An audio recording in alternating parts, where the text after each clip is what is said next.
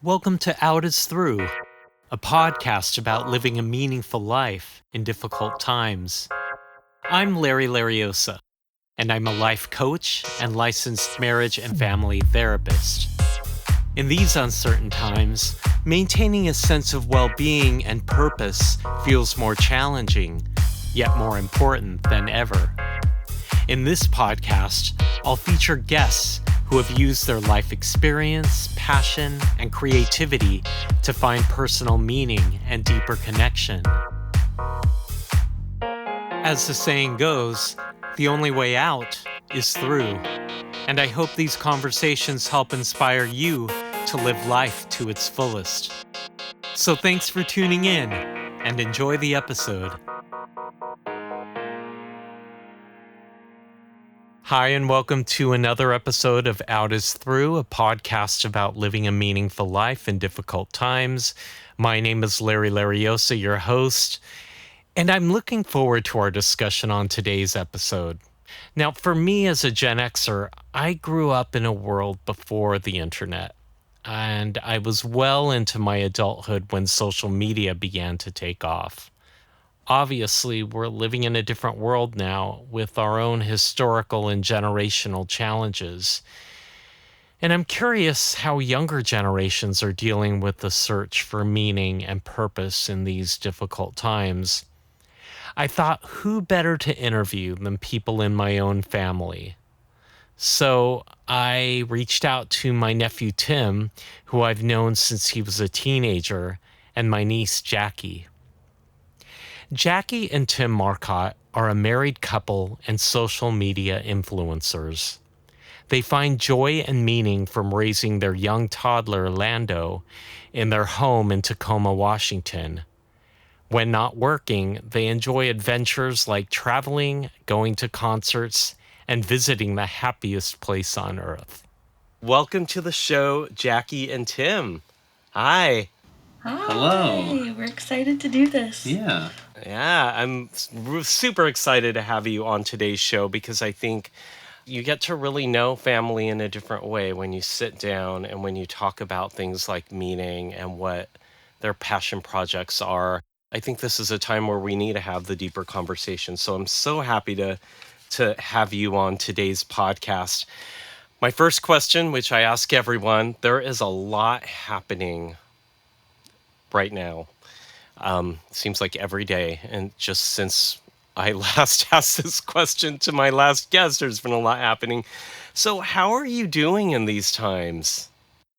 It's a very complex answer, I guess. It's definitely like you want to find the joy in these times, but it's just like every time I open Instagram or TikTok, it's like breaking news, breaking news, breaking news. This is happening, and it's just like I won't lie when my anxiety is like through the roof lately just because of everything that's been happening, especially to like the immigrant community, which like holds a very special place in my heart because I am a daughter of immigrants. So it's definitely it's been a difficult 2 weeks for me for sure. Yeah. Thank you for sharing that. And I kind of feel you on being a child of immigrants myself, the personal nature it takes, and just quite frankly, just scary.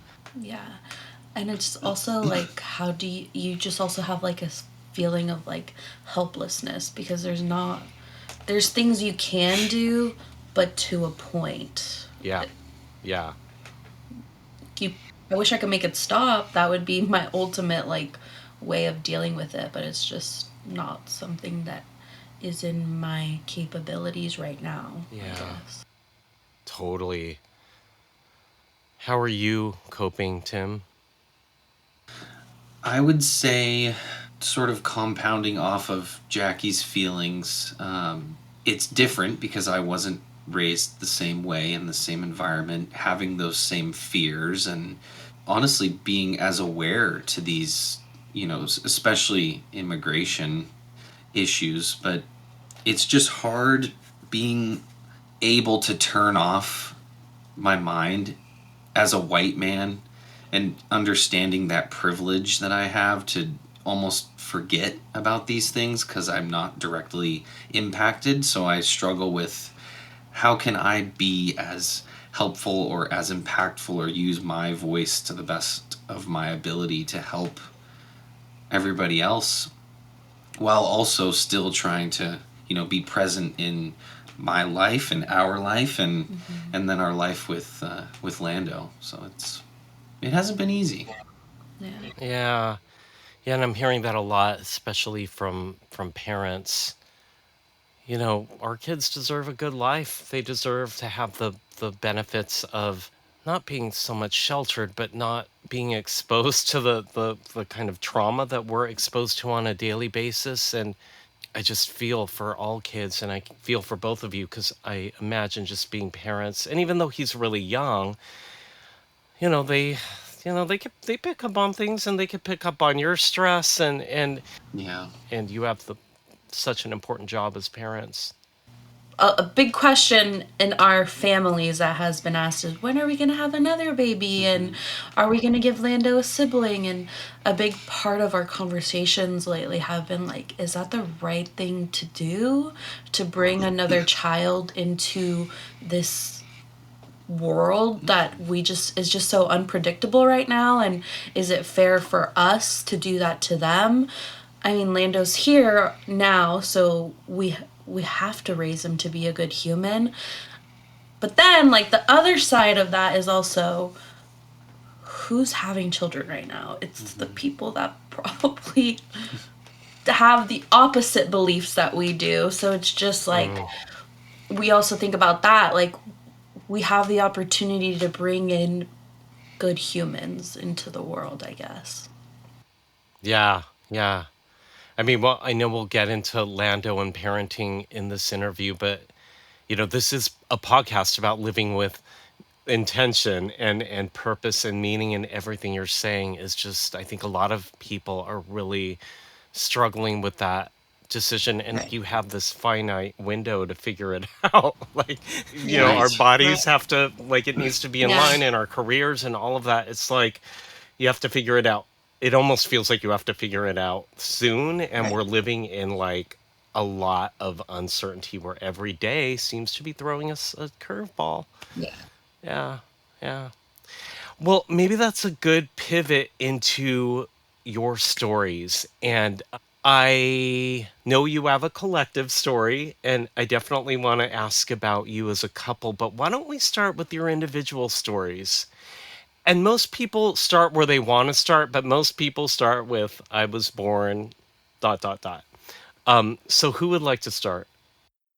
You go for it. You want me to Yeah, start? go for it. Okay. Yeah. I was born in Washington, grew up in Washington all of my life, surrounded by family, a pretty generic, average traditional life, going through school and didn't move a ton. But yeah, it was just an easy upbringing, sort of relating it back to what we talked about earlier.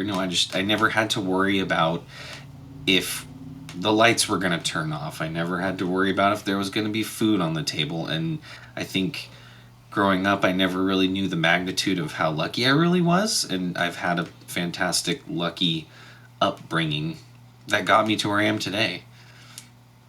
And yeah, pretty traditional as far as a white family could be. My thoughts are traditional. Yeah. Yes. I mean, I say this with a lot of heart because I am part of that family. So, Tim is and I never know, are you my nephew-in-law, or are you my nephew and in Filipino culture, everybody's just a nephew, niece, or Yeah. Yeah. auntie or uncle. So I'm going to call you nephew, Yeah. Yeah. but Yeah. Tim is my nephew. His uncle is Terry, my partner, and so it's a family I know very well, and a very loving family. And like, having a gay uncle isn't how everybody grows up, right? Yeah. Like, No, having that exposure to a gay uncle, that's something that not every kid in suburban Washington gets. that is true. I think amazingly and beautifully, it never was something that came up as a question or a concern, at least like in my direct household. I don't have ever like a memory of there ever being an issue about Terry being gay, or it just was, that was the way it was. And I never really viewed it as like anything different than just him existing. And then when you came along, it was you and him existing. So I feel happy that that was how I was raised, in just acceptance of it. Yeah, yeah. And I, that being said, I know people that grew up in Washington. I have clients who I know have ties to like more suburban Washington, and it is very white. Sure, Yeah. absolutely. And it's so funny because when we dive into my story, I was raised in a very like Latino populated area. But then where I met Tim was like the complete opposite. So it was always interesting to go back home and have friends be like, "You like white guys, don't you?" And I'm just sitting there like, I didn't really have a choice. Like that was my Well, selection. maybe that's a good segue to your story. So I was born in Pasadena, California. I lived there until I was like 3, I think. And then we moved to Medford, Oregon, which is like right before Northern California. It's close to, a lot of people don't know Medford, but they know Ashland, Oregon.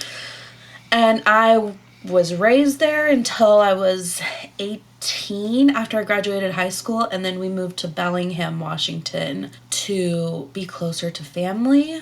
I grew up in a very kind of different environment. My mom was a single mom. I was in second grade when my parents got divorced. But my dad is a truck driver, so he wasn't really like around growing up. So it was almost always felt like it was just my mom around. So we grew up there in Medford with my mom. We grew up very poor, very we like my mom, we grew up on like EBT, we grew up, just very the opposite of how Tim grew up. I knew growing up that we grew up poor, but it was never like talked about, and I never thought anything was wrong with that. And not that I do now, but it's just like looking back, my mom did a very good job of not like letting it be known that we were growing up in like hard times, and she did her best to show up for us in every single way that she possibly could as a single mom trying to raise 3 girls on her own. And Jackie, you mentioned you're the child of immigrant parents. Where were they born? Yeah, my mom is from Guatemala and my dad is from Mexico. So I'm Mexican Guatemalan. But I was born here in the US. But it's interesting because I don't feel American because I never grew up in an American household, if that makes sense. Like my blood is Guatemalan Mexican. It's not US, if that makes any sense. Yeah, and it's not, and it is right. It's Yeah. so. I mean, I grew up in a similar area with just mostly Mexican and Filipino, and you knew white people were around because they were everywhere on TV and in movies, but in your everyday life, it it did not echo at all what your reality is. So it's this weird, almost like, I don't know if dissonance is the right word, but it's this weird dichotomy. Yeah. So to add to my story is I grew up in a little town called White City, Oregon. It was a very yeah. But it was very the opposite. It was like growing up around white people wasn't as common. Like there were a select few, but a majority of my fellow like classmates were Latinos. And it was also a very like poor, like working class family that lived in that area too. So I grew up in White City, but then I went to high school in Phoenix, Oregon, and that was a little bit more diverse in all sorts of different kinds of families. Yeah, yeah. Tell me about how you met. How did these worlds collide? I actually don't know the story, and I feel like I should. Okay. I was going to school up in Bellingham at Western Washington University, and I was living with about 4 other guys in an apartment, and one of them worked at Costco in Bellingham, Mm. and he sort of commandeered me to apply, and I got the job there, and Jackie was also an employee there, Mm. Yeah. and we had a garage in our, I guess it was a condo, not an apartment, but we had a garage, and we had a pool table in our garage, so we liked to throw little get-together parties on the weekends before we would go downtown. And so I Yeah. invited her to one of those. You did. Mm-hmm. So he signed up for the Citibank Visa. I did, the credit card. Through Costco, and I was working the membership desk that day. Yeah. And we had like talked previously, like before that. Yeah. But he like asked me to hang out, and I was like, sure, like why not? But it was interesting because I was at a different point in my life where I had just been like, I was dating prior to Tim, and like 2 months before I met Tim, I was like, I'm done. I don't want to date. I want to stay away from dating for as long as possible. And then I almost said no that night, and Yeah. I'm glad that I said yes. But then I think we were kind of inseparable Yeah. from that point on. Yeah. Mm-hmm. And it was a totally like unique dynamic where we worked in the same place. Yeah. Got to spend a decent amount of time together at work. And that's kind of the story for some of our other friends, because we have other couple friends, and they all met through Costco too. So Yeah. when dating sites don't work, Yeah. just get a job at Costco. Throw away your apps Yeah. that are causing you all this heartache and work Yep. at Costco. Yeah. You'll find your soulmate. Yeah. Okay, so let's talk a little bit about. Like I was thinking about this. I was your age when I was your age. It was before 9/11, and 9/11 really changed my life and how I viewed hope and how I viewed America. And I mean, we had bad times. Like there was obviously the AIDS crisis in the 80s, and I lived through Rodney King and saw all of that happen. But I didn't feel like America was on fire, and I didn't feel like our democracy was dissolving. For a lot of people, it really, I mean, so much changed after. And for a lot of people, especially, I think for a lot of immigrants, it really, or even kids of immigrants, it really changed the idea of what the American dream was. And I think a lot of us felt like I was raised thinking America was this safe place that you can kind of live your best life. And again, there were bad things that happened when I was growing up, but you really grew up at a like you were kids when that happened, and then we had Bush for 8 years. We exhaled a little bit with Obama, and then we of course have this administration, and it's just I just think about for I don't know if you're considered millennials or Gen Z, Yeah. or Yeah. you're both considered. I think you're like on the cusp. I am right on the edge of Okay. both.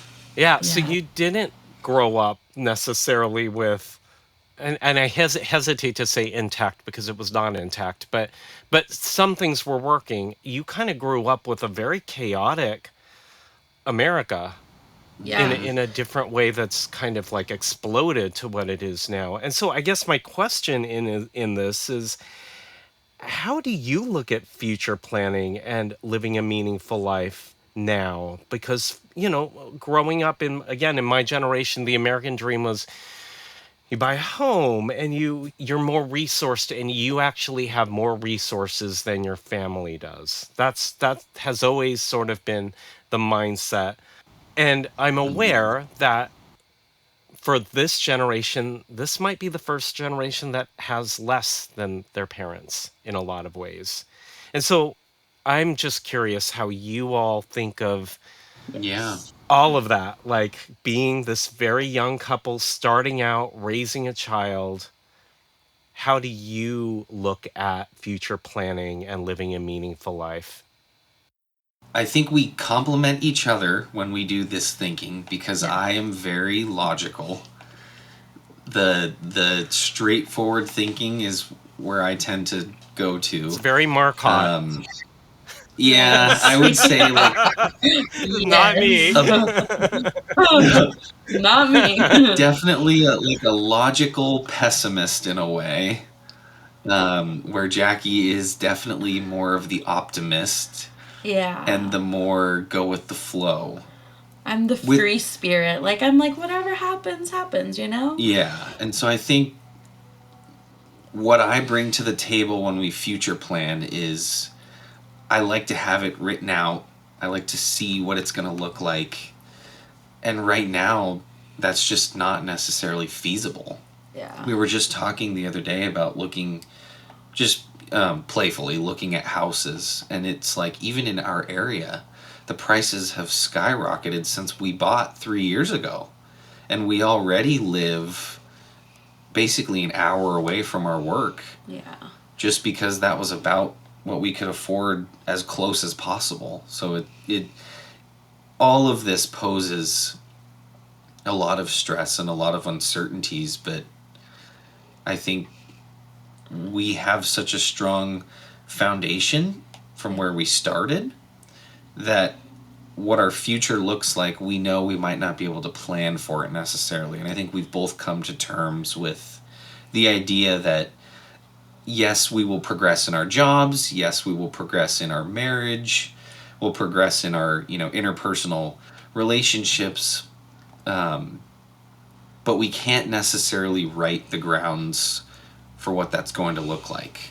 Yeah.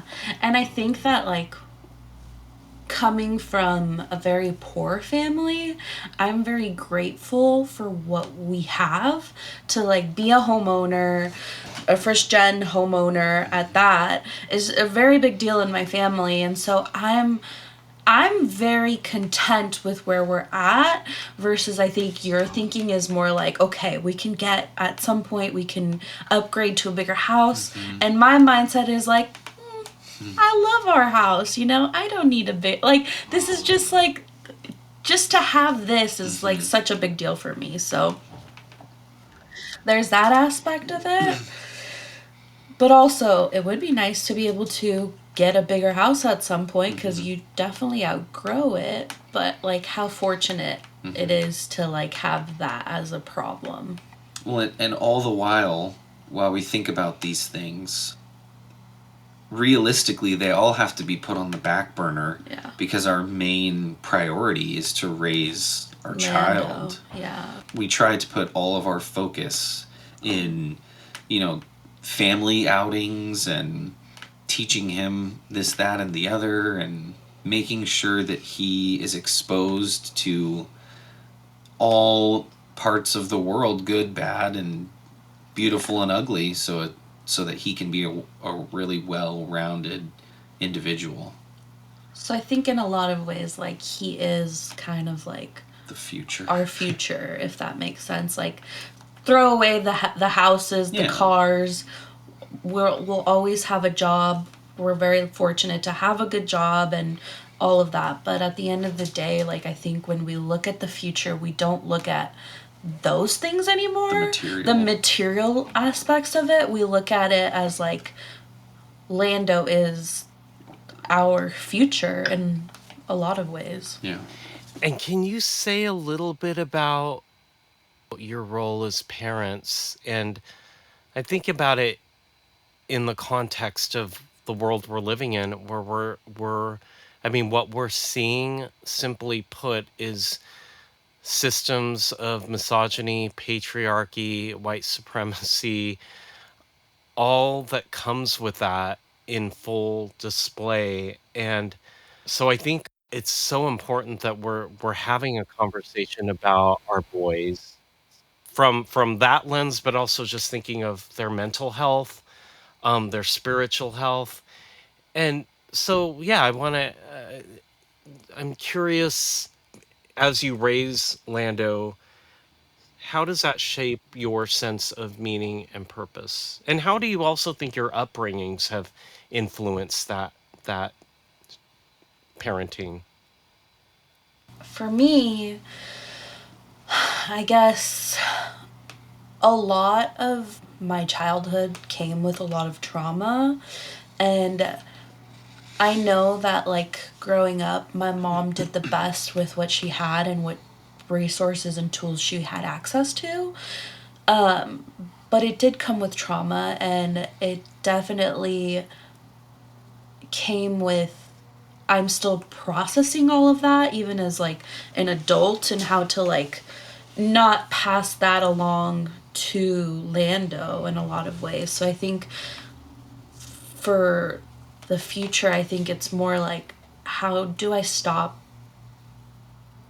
How do I end generational trauma from being passed on to my child? Because that's what's like a priority for me. And a lot of what has like made me a very anxious parent also, because every night I go to bed and in my head I'm like, did I do enough? Did I raised my voice even slightly, but it's not even like raising my voice, it's just like being assertive in a way that like teaches him a boundary, but also I lay in bed and I'm like, was that trauma? I just like, it's a constant cycle of like questioning what it is to be a parent in this day and age. Yeah, I mean, I think part of what I hear in that is just that you intentionally want to be the best parent you can and heal. Like, I truly believe that we can heal cycles.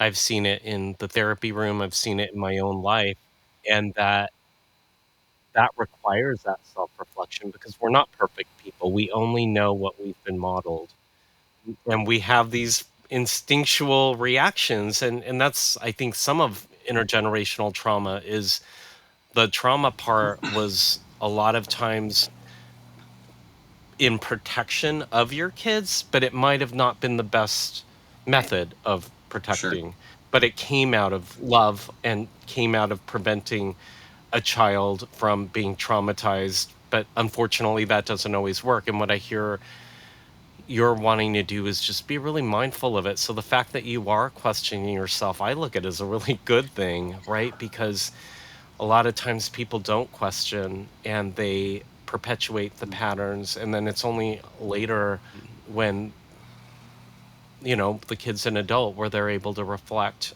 on maybe their hurts or what some of the things that happen. But one thing I'm just Yeah. hearing loud and clear is you want to be intentional about that. Yeah. Yeah. And also just like raising a little boy that just to raise him to know that he can be emotional, Mm-hmm. he can talk. I'm just like very much, I very much want to raise a little human that understands that emotions are good. For me specifically, I grew up not necessarily like seeing anger as like a bad thing. And if there's one thing that I would love to teach Lando is for him to understand that anger, depending on how you use it, right, it can be a very good tool to kind of understand yourself in a lot of ways. I just want to teach him that all emotions are good, regardless of what it is that he's feeling. Yes, yes. And have either of you seen the film The Feminist on Cell Block Y? No. Mm-mm. It's this documentary that follows these inmates in prison, and one of the inmates, his girlfriend, sends him bell hooks feminism books, and then he teaches it to the other inmates, and they start to, because all of them are in there because of like trauma, but also the cage of masculinity, right? That doesn't tell us to express their emotions. And so this book and this documentary really kind of profiles like, and it helps teach these men who have been misunderstood in their society that it's okay to have these emotions, Yeah. Yeah. that we can, you're human. And it's so beautiful and important because I think part of the mess we're in is that we have a lot of men who won't be human that are in power. Mm-hmm. Yeah. Right. Yes. So I'll send you that link. I'm curious, Tim, what your thoughts are. Yeah, please do. Um, I would say I'm trying to remember exactly. Can you reword the question or rephrase the question for me one more time? Sorry, I don't even know if I answered No, that. no. Well, it was linking being parents to how is being a parent giving you a sense of purpose and meaning, particularly in these times where you're raising a boy and you're raising a boy who's mixed race in a society that truly has issues around patriarchy and misogyny. What's it like being a parent, and how do you find meaning in that work? Yeah, I think the biggest thing for me is understanding and recognizing things that I did or would have taken for granted as a white man.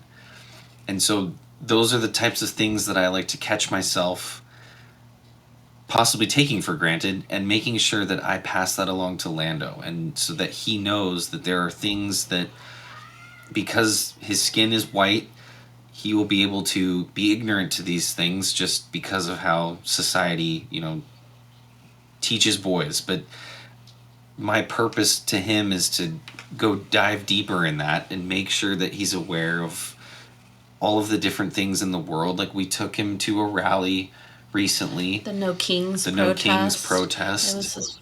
It was his first protest. Yeah, and I mean, he doesn't have the ability right now to create long-term memories, but it's just the idea of exposing him to all of these different things, good or bad, in the world, how impactful they are, and understanding that I can still learn also. I think that from my way of life growing up, it was sort of closed-minded in a way. Not necessarily that I wouldn't learn, but just that I wasn't exposed to, quote unquote, real world struggles. And so being with Jackie and learning about her culture and her life and her upbringing has helped me to be more reflective, more empathetic, taking a step back and realizing my privilege and, things that I would just take for granted. And now that we have a son, I can pass those down and just really, hopefully, avoid him having those traumas that he has to reflect on and that he has to repair at an older age. I just kind of like to add to what you were just saying. It's like you didn't grow up like aware of these issues versus like me as a child. I think we were in 6th grade and starting because the immigrant population was so heavy in Medford, we grew up going to protests starting in middle school about this, and it's kind of sad that it's still happening and we're still having to protest these issues. Like, one of my favorite quotes ever, and I might mess this up, but it's like, old men plant trees whose shade they will never sit in.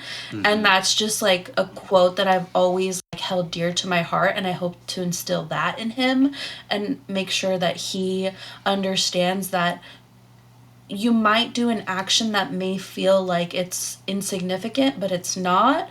You may never reap the fruit of your labor, Yeah. but somebody else will. And that's just such an important thing to teach anyone, that which I think is what has been lost in society is that we just have to look out for ourselves, and there's no sense of like community and connection. And I think it's just, I want to instill that in Lando and make sure that he understands that community and people are important, and we are what we do. It's like intent, impactfulness, Yeah. and awareness. And selflessness, and a lot selflessness with boundaries. Not just, don't let the world take advantage of you. Yeah. And empathy. Yeah. Yeah, I mean, there's something beautiful about what you're saying. Something, I mean, just him being at that protest, the seeds of there's something bigger than you, right? There's a world Yeah. bigger than you. I mean, imagine that, right? I mean, we have so much of Yeah. that in what we're seeing, that people have these big, especially these men have these huge egos because they can't see past. And these are the seeds you're planting in a young boy in the world, and just how wonderful and how needed that is. And also, like, just because it doesn't directly affect you doesn't mean that you have a choice to care or not to care. Yeah. I think that's also something that's important too. Very well said. Because it's all interwoven, right? Patriarchy, racism, homophobia, all of it's like sexism, it's all one thing. You're The right. same like poisonous tree with different branches. Time for a break, and we'll return to our episode with Jackie and Tim.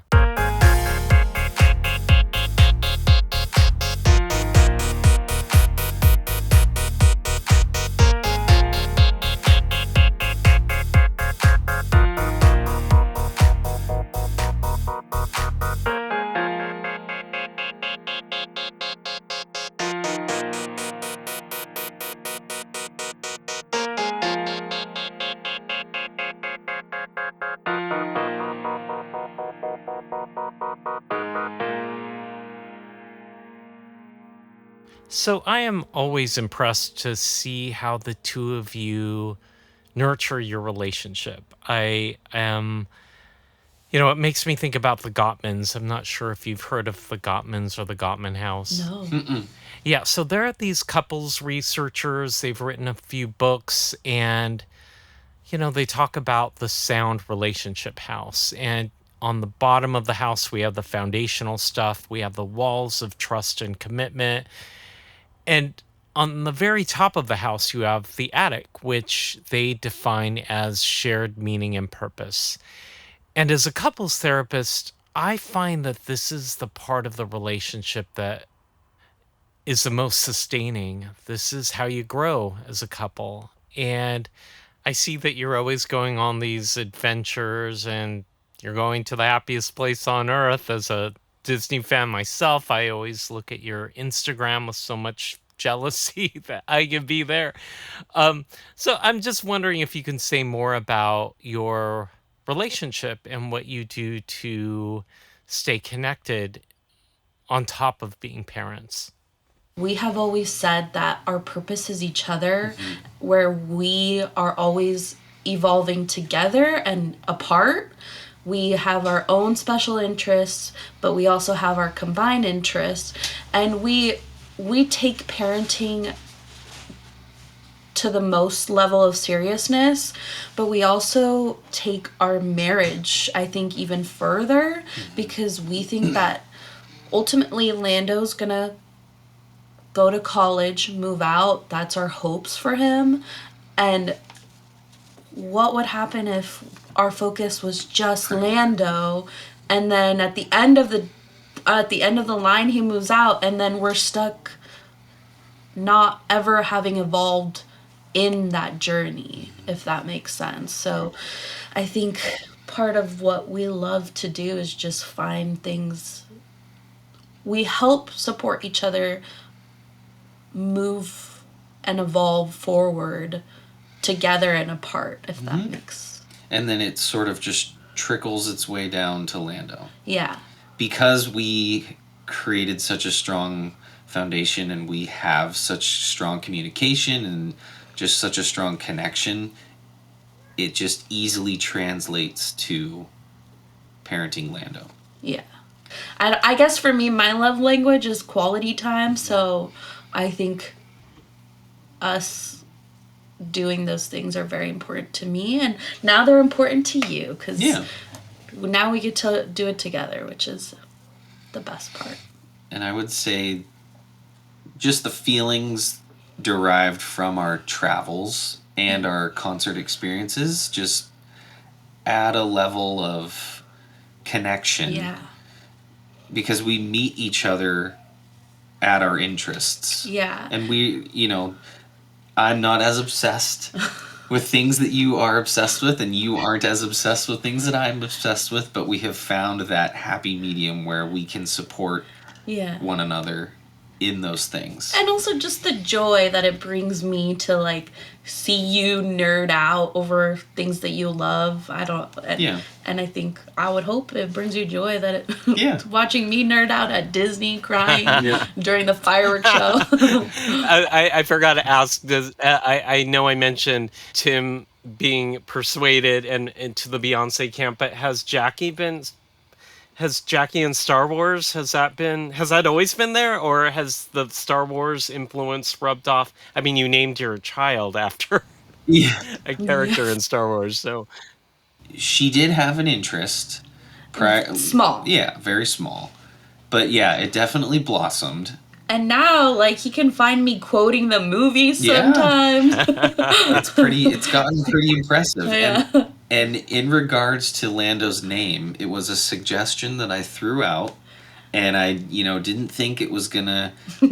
I didn't think there was gonna be a whole lot of bite to it, and it was Jackie's idea to really go forward with that name. So, all things considered, I count that a pretty big win in my book. Yeah, I would say I've been converted. Yeah. One thing I wanted to make sure I asked you about was just your photography. I know that you have done photography. I know that it's something that you are really both passionate about. And I guess the question there is, how is that going? And how does all of this give you a sense of meaning with other people? Yeah, I think so. We started our photography like right before Lando came into the picture, and it has been difficult to like continue that on just because time like and also with photography comes a lot of like marketing and like like exposing yourself to like other photographers and clients, which we just haven't had the time to do.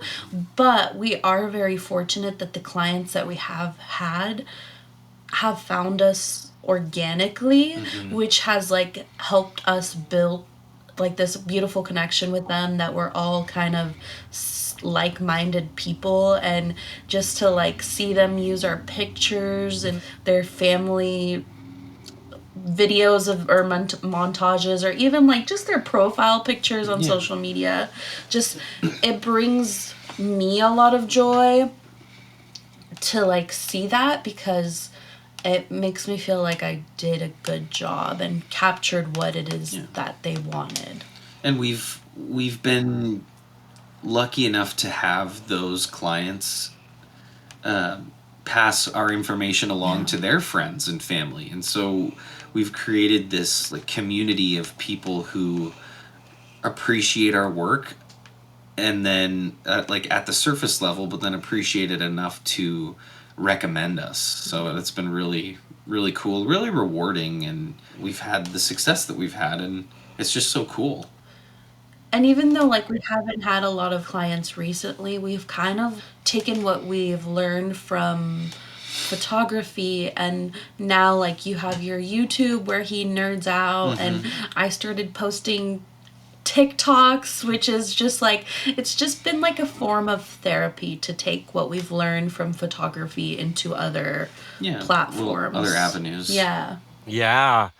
Yeah, and it's connecting, right? That and I would think as parents who have their hands full with work, and that like connecting when you can't physically connect with the world in as often as you would like, that it sort of keeps people connected. Okay, two questions and then we'll wrap up. Do you have any advice for listeners who are starting out? Yeah, I think one of the coolest things that we did, I think we decided this before Lando was born, but we've sort of just reinforced it as he, grows up, is that our world didn't stop and cater to him necessarily. It just flowed together. So, like, we would bring him with us to places that maybe traditionally you wouldn't bring a newborn just because they're a newborn and there's no other real reason behind it. But we would bring him along to a brewery, or we would bring him along to an event outside of just our normal routine, and we would bring him along to the restaurant, and just having him be a part of our day-to-day routine without having to just fall into the role of traditional parents really helped, I think, our mental health Yeah. as well as just the flow of our family dynamic. Like, he never felt like, obviously it was a big life change. Absolutely.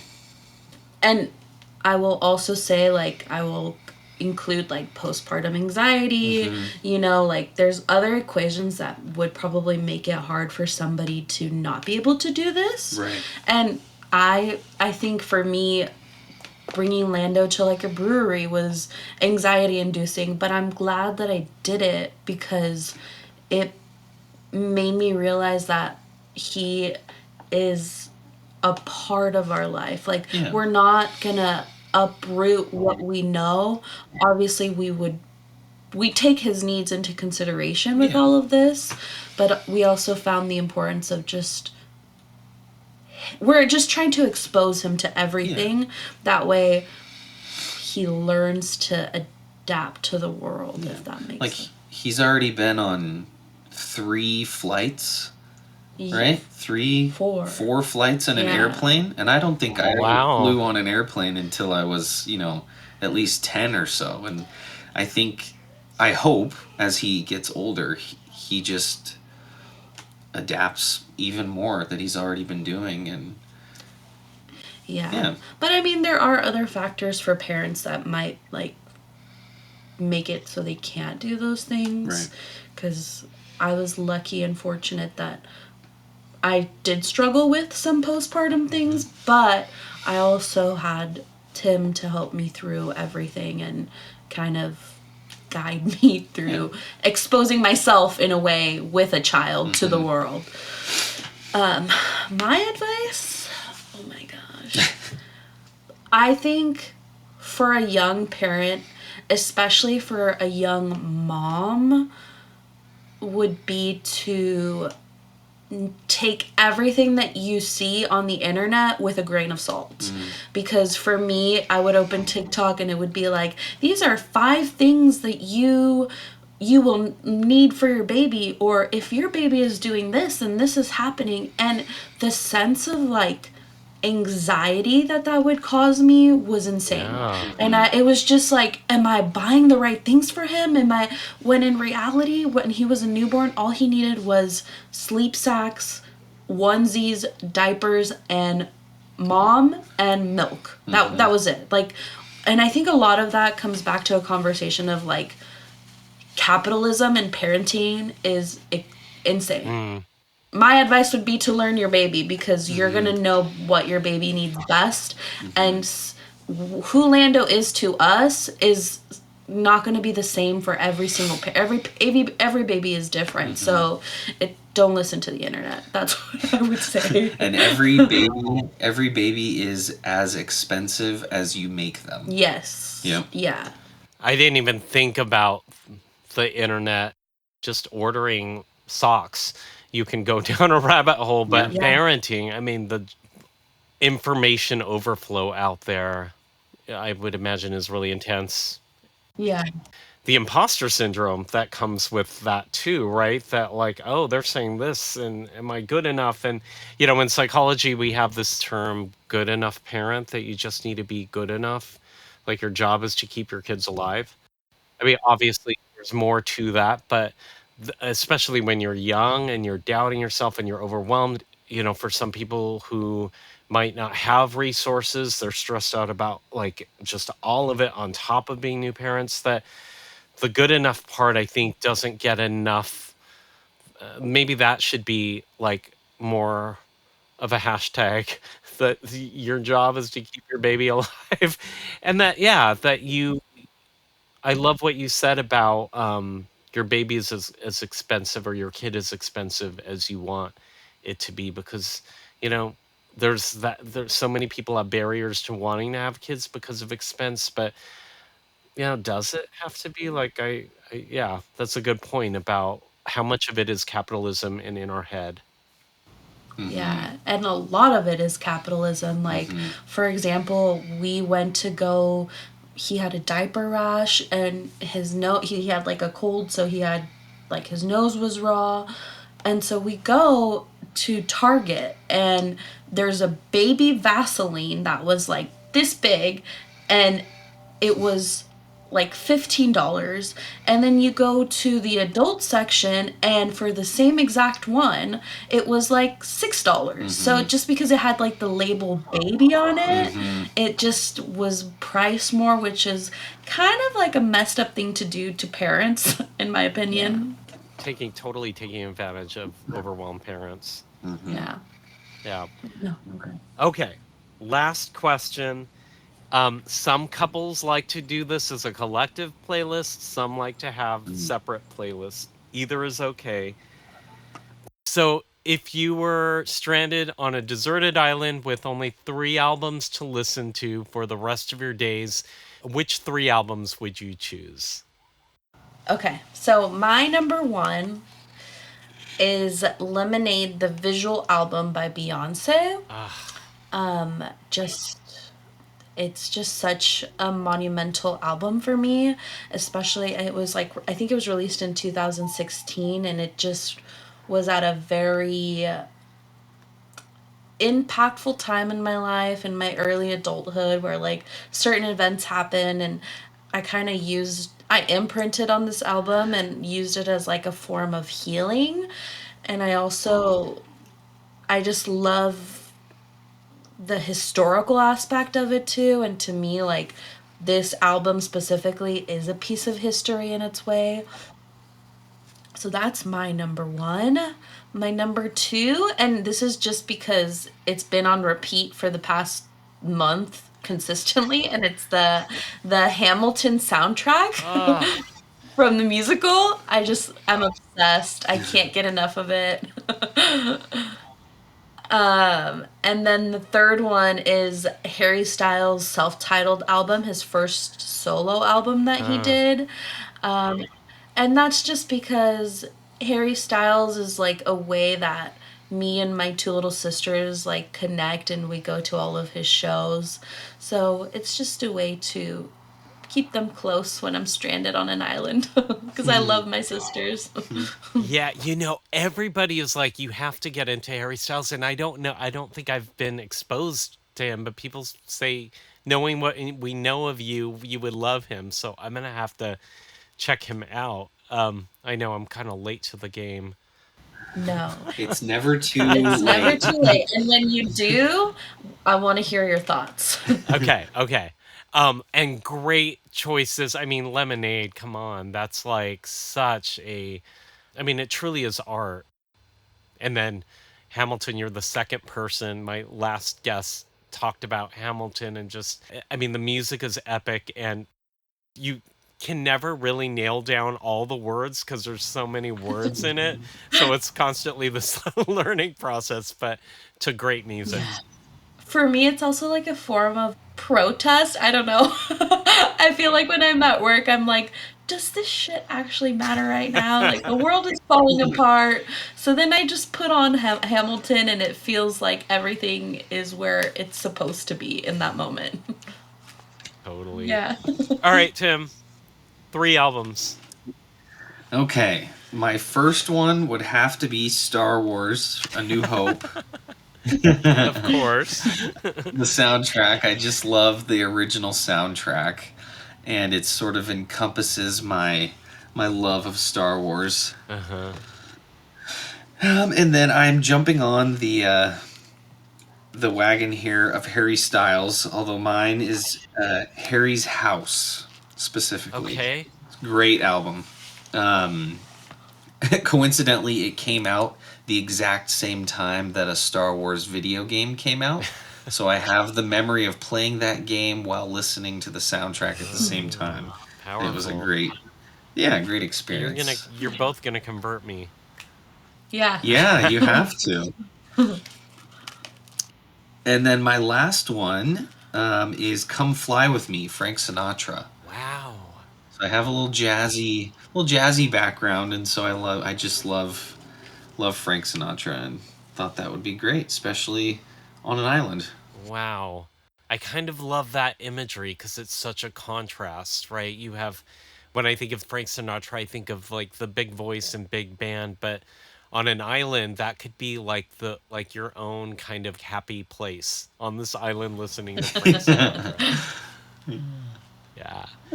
Yeah, well, I love you two. I mean, I love you two as obviously a family member, but also as a fellow human in this world and in this fight that we're all in. I just appreciate you, like the intention and the wanting to heal yourselves, but also use some of the tools that you got from your own parents. And then also to prioritize your relationship. I mean, I think to Jackie's point, I think you're right. Like your kids are you, and they are part of your meaning and purpose, and they need you to be happy and full people, and I think you are good examples of that balance. Yeah. Thank you. Thank you. We love you, Yeah. and we're so happy that you asked us to be a part of this. I think it just also makes me realize that we're being impactful in a way in this world, even though sometimes it might not necessarily feel like it. So it's nice to have these conversations. Yes. Well, where can people find you if they're interested in the photography, if they're interested in just knowing more about you? Instagram and TikTok for me, it's just Jackie Marcotte __. That's kind of where I document our life, our journey as parents and as individuals. And then at Marcotte Photography and yes. Co. is our photography handle. And then on my side, I have a YouTube channel called Cantina Collector's Corner, where I do just review videos of nerdy things that I love. Well, good. All of those nerdy things help other people connect, but also it's part of our meaning, right? Just so I love that you're doing that, and I love that you're both just living full lives, and I'm so grateful to the two of you. Thank you so much. Thank Thank you. I am so proud of these two and proud to be their gunkle, as us gays call it. It was insightful to learn about some of their challenges and successes as young parents and how they're creating their own template of parenting, meaning, and purpose in difficult times. In a way, it's not that different from generations before them. And at the same time, it feels like something urgent, but exciting and new. I hope you enjoyed this episode of Out is Through. And again, if you like what you hear, please share, like, and subscribe as it gets these important conversations heard more widely. Thanks again for listening. Until next time. The views expressed by the speakers are their own, and their appearance on the podcast does not imply an endorsement of them or any entity they represent. Out is Through is a podcast for entertainment and educational purposes only. It's not a substitute for medical advice, diagnosis, or treatment. If you are in need of support, please seek out a licensed mental health professional in your area.